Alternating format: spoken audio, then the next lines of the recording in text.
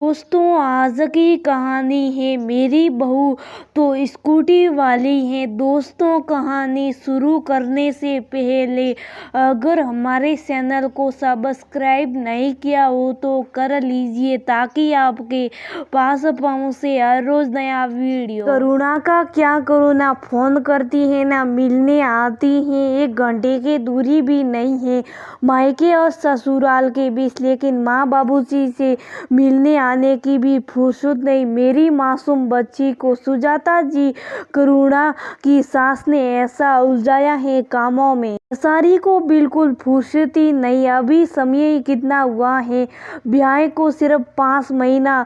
ना हर काम उन्हीं से पूछकर करना पड़ता है। बेचारी को सुजाता जी की मर्जी के बिना कुछ ढंग और मन का बनाकर खा भी नहीं सकती।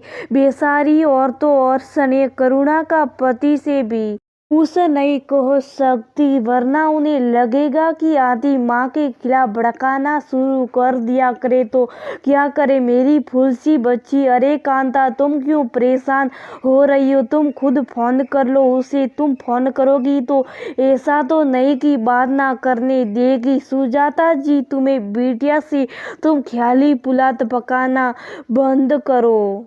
हाँ, मैं लगा लेती हूँ। ट्रीन ट्रीन, हेलो माँ। हाँ बिटिया, कैसी है तू? खाना खा लिया ना?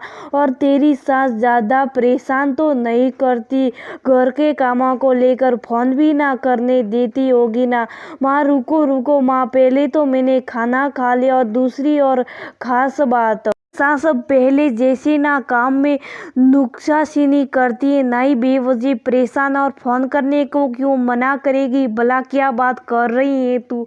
तूने तो बताया था कि सुजाता जी हर काम में कमियां निकालती हैं और हर समय टोकती हैं कि ऐसे नहीं ऐसे करो ये काम, और तो और कुछ पसंद का भी ना बनाने देती। और यदि किसी से 5-10 मिनट से ज़्यादा बात कर ले फ़ोन पर तो उनकी नाक बहुत सट जाते हैं। ये सब करुणा जोर से हंस दी और बोली, माँ पहले मैं नई थी, कुछ तौर तरीके और घर के काम नहीं आते थे अच्छे से, ये वो मुझे समझाती थी। लेकिन शायद मुझे गलतफहमी हो गई उनके बारे में। लेकिन अब ऐसा नहीं है। ये सब सुन कांता जी बोली, ये क्या कह रही हैं बिटिया? हाँ माँ, वो सब पहले की बातें हैं। अब तो मैंने माजी को अपना दोस्त बना लिया है। दोस्त कैसे माँ? आप तो जानती है सने सुबह से शाम ऑफिस रहते हैं तो मुझे बाजार जाने के लिए रविवार का इंतज़ार करना पड़ता था। और माँ जी के खड़ूस स्वभाव के कारण मैं उन्हें भी ना बोल पाती थी कि आप चलिए मेरे साथ। मत करके उन्हें बोला, माँ मुझे कुछ ज़रूरी सामान लाने हैं, मेकअप के और साड़ियों के फाल वगैरह, क्या आप मेरे साथ चलेगी? तब उन्होंने थोड़ा मुंह बनाया, फिर बोली, किससे चलेगी? मैं ऑटो से ना जाने वाली, और तुझे तो स्कूटी और कार दोनों ही ना आता होगा चलाना। मैंने कहा, माँ जी मुझे स्कूटी आती है, आप तैयार हो जाइए हम चलते हैं। तो माँ जी बोली, क्या तुझे स्कूटी आती है? कहीं गिरा तो ना देगी तुझे? अरे नहीं माँ जी, माँ को भी घुमाती थी, आप भी तो मेरी माँ समान है ना। इतना सुन उनका चेहरा जैसे खिल गया और तैयार होकर आ गई बाजार जाने को।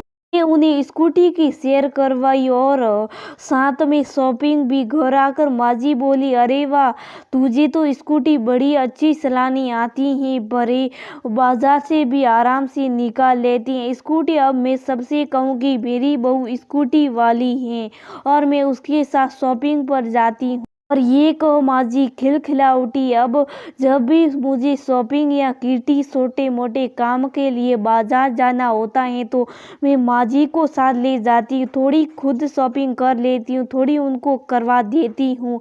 अब उनका मूड और व्यवहार मेरे लिए बदल गया माँ, और अब हम दोनों में दोस्ती हो गई है। जी स्कूटी वाली बहू कहती है। ये कहते कहते करुणा खिलखिला उठी। बिटिया की बातें सुन कांता जी बेहद खुश हुई और बोली, बेटा ऐसी अपनी सास को खुश रखो, दोनों माँ बेटी जैसे रहो। आप मैं बेहद खुश हूँ। चल अब फोन रख, कुछ अपनी सास से भी बात कर ले।